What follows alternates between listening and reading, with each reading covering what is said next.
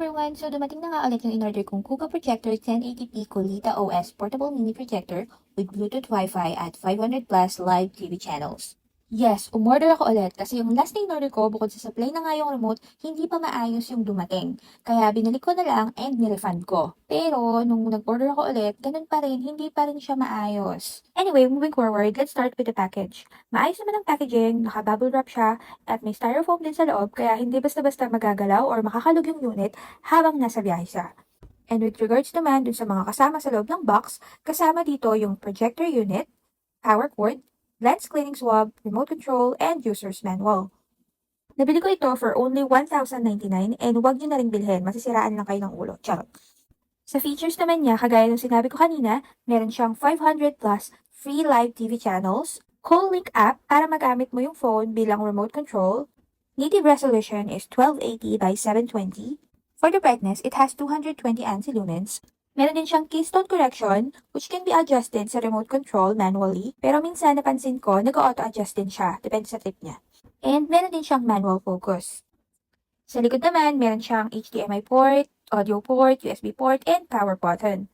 Speaking of HDMI, buti na lang meron siya nito kasi kundi i-refund ko na naman to kasi wala ka talagang mapapala sa OS niya.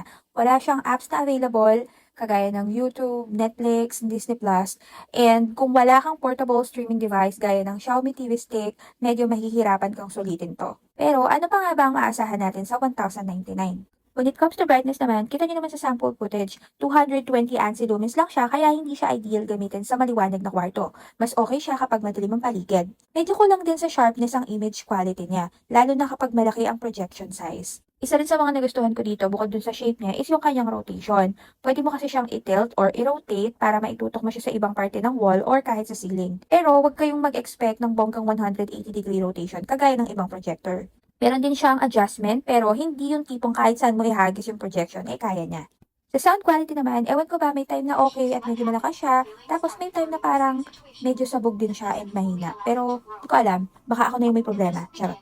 Pero kung mahilig kayo sa malakas na audio or movie nights na may impact talaga ang sound effects, mas okay pa rin kung gagamitan niyo siya ng external speaker. So overall, worth it nga ba? Para sa akin, sa presyo niya, carry na. Pero kung ikaw yung tipo ng tao na gusto mo yung projector is pang araw-araw na movie nights and mahilig ka sa Netflix, hindi to para sa'yo. Kasi kagaya ng sabi ko, hindi mo to magagamit kung wala kang portable streaming device. Kasi nga, wala siyang apps na naka-install dito and there's no way na may installan mo to ng apps. Pero kung ikaw naman yung tipo ng tao na kailangan mo lang to for presentation at meron ka lang sobrang limited budget and gusto mo lang naman ma-experience na magkaroon ng projector, carry na rin sa'yo to as a starter projector. So, yun lang.